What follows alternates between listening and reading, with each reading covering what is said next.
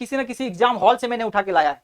आपके लिए एक भी क्वेश्चन या बना बनाया या मैंने खुद से क्वेश्चन नहीं लिखा है, ये क्वेश्चन किसी ना किसी एग्जाम में पूछा गया है और उस पूछे हुए क्वेश्चन को आप अभ्यास करेंगे। जैसे कि अभी आपने जो थ्योरी पढ़ी है इसके माध्यम से कैसे कैसे क्वेश्चन बनाए जा सकते हैं, आप इसका अभ्यास करेंगे। फिलहाल आप देख लें कि आप अगर मेरे यूट्यूब चैनल मनीपीडिया को सब्सक्राइब अभी तक आपने नहीं किया है तो अभी जाके सब्सक्राइब करें, बेल आइकन को दबाएं ताकि इस चैनल पर आने वाले हर एक वीडियो का सबसे पहले नोटिफिकेशन आप तक पहुंचे। आप सब्सक्राइब आवर यूट्यूब चैनल मनीपीडिया। मनीपीडिया जब आप लिखेंगे MANIPEDIA, M को आप कैपिटल रखेंगे, फिर आपको मेरा चैनल दिखेगा। और आप हमें टेलीग्राम भी ज्वाइन कर सकते हैं, टेलीग्राम चैनल का नाम भी मनीपीडिया है। आप यहां भी मनी में M कैपिटल रखेंगे। लाइक कमेंट एंड शेयर भी करें। चलिए आपको नेक्स्ट आप सवाल की तरफ चलते हैं। निम्नलिखित में से किस एक्ट के द्वारा भारत के गवर्नर जनरल को अध्यादेश जारी करने की शक्ति प्रदान की गई? आपको हमने बताया कि अध्यादेश जारी करने की शक्ति भारत के राष्ट्रपति और राज्यपाल को आज है, लेकिन उस समय कब मिला गया? 1861 के अधिनियम से। अगर आप मेरे लेक्चर को अच्छे से अटेंड किए हैं तो आपको अच्छे से याद होगा कि गवर्नर जनरल यानी इसे अब क्या कहा जाने लगा था? वाइसराय। अध्यादेश जारी करने की शक्ति 1861 ईस्वी। नेक्स्ट आपका सवाल है ब्रिटिश इंडिया के निम्नलिखित में से किस एक अधिनियम ने सामूहिक कार्य चालन के स्थान पर, देखिए ये IAS प्री का क्वेश्चन है, IAS के एग्जाम में पूछे गए हैं, IAS प्री UPSC के एग्जाम में क्वेश्चन पूछा गया है। ब्रिटिश इंडिया के निम्नलिखित में से किस एक अधिनियम ने सामूहिक कार्यचालन के स्थान पर विभाग या विभागीय पद्धति, अभी आपको बोला ना डिपार्टमेंट वाइज सबको बांटा जा रहा था, क्या किया जा रहा था? डिपार्टमेंट वाइज सबको बांटा जा रहा था। तो ये डिपार्टमेंट या विभागीय पद्धति जिसे आपको हमने बताया था पोर्टफोलियो सिस्टम, तो इस द्वारा वायसराय की कार्यकारिणी परिषद का उनके प्राधिकार को और बल प्रदान किया, ये भी 1861 ईस्वी के अधिनियम से। पोर्टफोलियो सिस्टम 1861 ईस्वी के अधिनियम से। नेक्स्ट आपका सवाल है निम्नलिखित में से किस अधिनियम के अंतर्गत भारत विधान परिषद को बजट पर बहस करने की शक्ति प्राप्त हुई? बजट पर बहस करने की, आपको हमने बताया कि बजट पर बहस करना और बजट पर पूरक प्रश्न पूछने का अधिकार अलग अलग टाइम में दिया गया। बहस की बात करें तो 1892 और पूरक प्रश्न पूछने की बात करें, पूरक प्रश्न, बजट पर पूरक प्रश्न पूछने का अधिकार 1909 ईस्वी। ठीक है, तो आपका आंसर हो जाएगा बजट पर बहस करने की शक्ति कब मिली? तो 1892 के भारत परिषद अधिनियम 1892 में। आपका आंसर बी नंबर ऑप्शन सही हो जाएगा।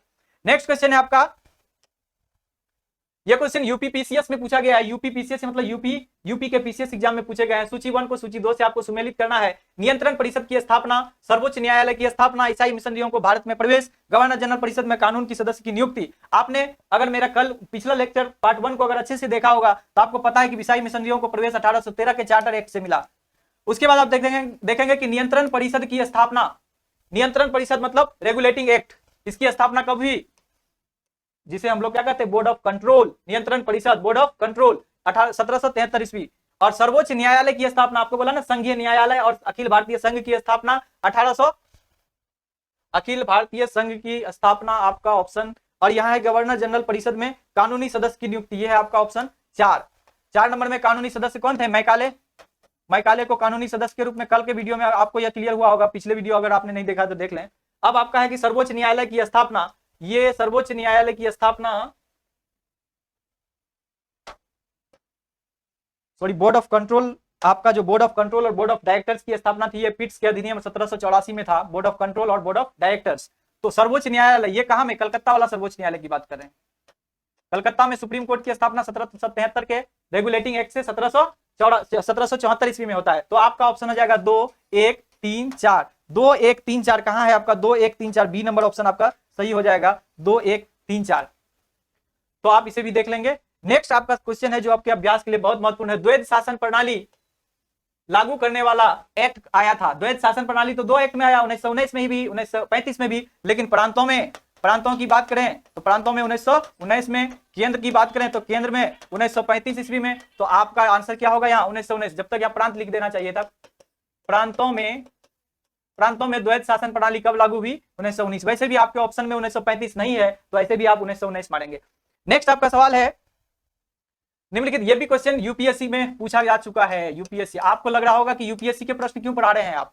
आपको पता है कि किसी भी एग्जाम में जो प्रश्न एक बार आ चुका है वो प्रश्न जनरल हो चुका है। अब वो छोटे मोटे किसी भी एग्जाम में आ सकते हैं, क्योंकि यूपीएससी में आने वाला क्वेश्चन पहला क्वेश्चन होता है जो एग्जाम हॉल में नजर आता है, कहीं से कॉपी पेस्ट नहीं होती वहां। लेकिन यूपीएससी अपने एग्जाम में फिर से रिपीट नहीं करते हैं, लेकिन यूपीएससी के एग्जाम के क्वेश्चंस को दूसरे एग्जाम कंडक्ट कराने वाले सीधे कॉपी पेस्ट कई बार कर चुके हैं, करते रहते हैं। इसीलिए आप इसे ध्यान से देखें और आपके थ्योरी के अकॉर्डिंग है, मैंने जो पढ़ाया है उससे बाहर नहीं है। आप देखें निम्नलिखित कथनों पर विचार करेंगे। चार्टर एक्ट 1853 के द्वारा ईस्ट इंडिया कंपनी के भारतीय व्यापार के एकाधिकार को उत्सादित मतलब होता है समाप्त कर देना। देखना यूपीएससी का लैंग्वेज, उत्सादित कर दिया गया।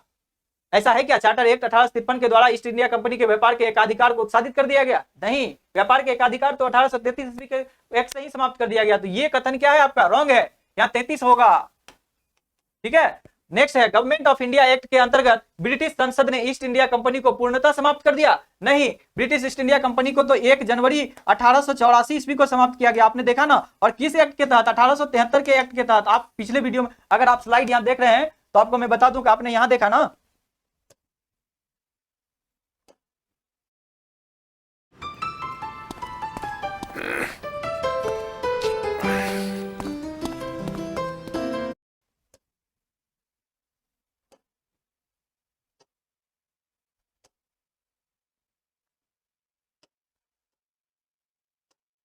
अठारह के एक्ट के तहत ईस्ट इंडिया कंपनी को कभी भी भंग किया जा सकता है, और 1 जनवरी 1884 को ईस्ट इंडिया कंपनी को भंग कर दिया गया। तो इसीलिए आपका ये आंसर, आप यहां आ जाएं, ईस्ट इंडिया कंपनी को भारत।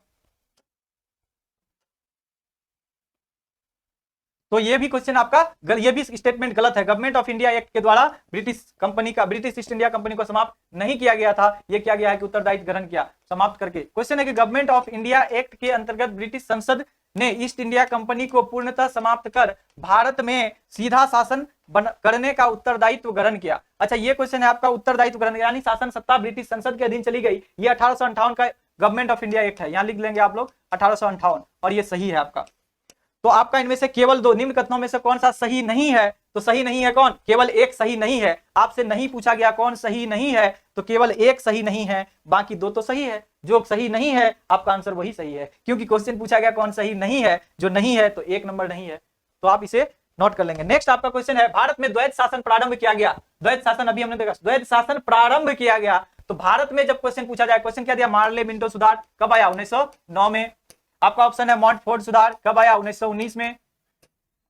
साइमन कमीशन योजना कब आया? 1927 में। 27 में गठन, 28 में भारत आगमन। तो लेकिन क्वेश्चन पूछा भारत में द्वैध शासन प्रारंभ कब से किया गया? तो भारत में पूछा गया है, प्रांतों में नहीं, पूरे भारत में द्वैध शासन, यानी भारत इन द सेंस केंद्र में द्वैध शासन। तो केंद्र में द्वैध शासन कब से? 1935 के गवर्नमेंट एक्ट से। तो 1935 आपका आंसर हो जाएगा यहाँ,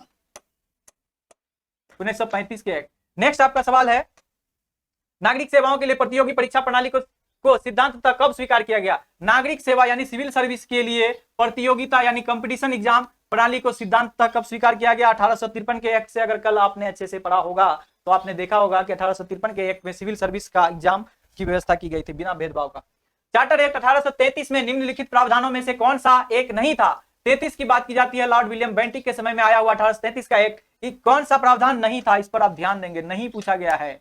ईस्ट इंडिया कंपनी की व्यापारिक गतिविधियों को समाप्त किया गया, ये तो प्रावधान था भाई, पूछा है नहीं है। तो काउंसिल में परम सत्ताधिकारी के पदनाम को भारत के गवर्नर जनरल के पदनाम में बदलना, हाँ, 1833 के अधिनियम में भारत का गवर्नर जनरल पद का सृजन किया गया, और पहला गवर्नर जनरल कौन हुए? लॉर्ड विलियम बेंटिक, भारत का गवर्नर जनरल। तो ये भी बात तो सही है, लेकिन पूछा है जो सही नहीं है। तो काउंसिल में गवर्नर जनरल को विधिकर्ता की सभी शक्ति प्रदान की गई, विधि बनाने की सभी शक्ति 33 में दे दिया गया इसे। ये बात शायद नेक्स्ट पढ़ते हैं। तब तक गवर्नर जनरल की काउंसिल में विधि सदस्य के रूप में एक भारतीय की नियुक्ति की गई। ये तो सही है कि हुआ था, काउंसिल में गवर्नर जनरल को विधिकर्ता बनाया गया। विधि का निर्माण कौन करेंगे? गवर्नर जनरल, क्योंकि भारत का केंद्र शासन का केंद्रीकरण हुआ था 1833 में। तो लेकिन इसमें पूछा गया कि गवर्नर जनरल की काउंसिल में विधि सदस्य को, कौन था विधि सदस्य 33 में? मैकाले। तो मैकाले के रूप में एक भारतीय की नियुक्ति हुई, वो तो मैकाले की नियुक्ति हुई। तो ये गलत होगा, क्योंकि यहाँ मैकाले की नियुक्ति हुई थी। आप बताइए हमें कि विधि सदस्य के रूप में भारतीय की नियुक्ति तो 1892 में सत्येंद्र प्रसाद सिन्हा के रूप में हुई, 1833 में तो नहीं हुआ था। इसीलिए आपका जो नहीं हुआ था ना, तो वही आपका आंसर है, जो नहीं था वही सही था। क्वेश्चन के अकॉर्डिंग जो इसमें प्रावधान नहीं था वही आपका सही था। चलिए नेक्स्ट आपका भारत सरकार अधिनियम, ये अंतिम प्रश्न है। भारत सरकार अधिनियम 1919 ने निम्नलिखित में से किसको स्पष्ट रूप से परिभाषित किया? 1919 की बात की गई है, कौन सा प्रावधान था ये आपको बताना है। न्यायपालिका एवं विधायिका के बीच शक्ति का पृथक्करण नहीं, न्यायपालिका कार्यपालिका के बीच नहीं था, ये तो आरक्षित और हस्तांतरित विषय थे।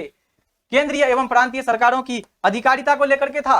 भारत, नेक्स्ट ऑप्शन है आपका, भारत में सेक्रेटरी ऑफ स्टेट यानी भारत सचिव एवं वायसराय की शक्ति। अरे ये तो आपका 1858 में था ना, ये 1858 के एक्ट में था। उसके बाद उपयुक्त में से कोई नहीं। आपका क्वेश्चन है किसको स्पष्ट रूप से परिभाषित करता है, तो केंद्रीय और प्रांतीय सरकारों की अधिकारिता को स्पष्ट करता है कि केंद्र में द्वैध शासन नहीं होंगे, केंद्र में द्विसदन व्यवस्था आएगा 1919 में। तो केंद्र के सरकार अधिकारिता को दिखाया कि केंद्र में 2 सदन होगा। दूसरा क्या दिखाया, प्रांतों में द्वैध शासन होगा, आरक्षित हस्तांतरित विषय। तो इसीलिए 1919 का जो अधिनियम होगा वो केंद्र और प्रांतीय सरकारों की अधिकारिता को स्पष्ट रूप से परिभाषित करता है। तो इस हिसाब से आपका यहाँ ऑप्शन नंबर क्या हो जाएगा, बी बिल्कुल सही हो जाएगा। क्वेश्चन आपको बोला कौन परिभाषित करता है। तो आप यहां आपका खत्म हो जाता है। ये क्लास का सारा नोट्स टेलीग्राम चैनल पर आपको उपलब्ध है। टेलीग्राम चैनल आप ज्वाइन कर लें और आपको सारे पीडीएफ आपको वहां अवेलेबल हो जाएंगे। तो चलिए, आपको ये वीडियो कैसा लगा है आप मुझे कमेंट करके जरूर बताएंगे। कोई सुझाव हो इस वीडियो से संबंधित तो आप हमें कमेंट बॉक्स में जरूर लिखें। इस चैनल को लाइक सब्सक्राइब करना ना भूलें। अपने दोस्तों, साथियों और परिजनों के साथ इसे जरूर शेयर करें। धन्यवाद, फिर मिलेंगे आपसे।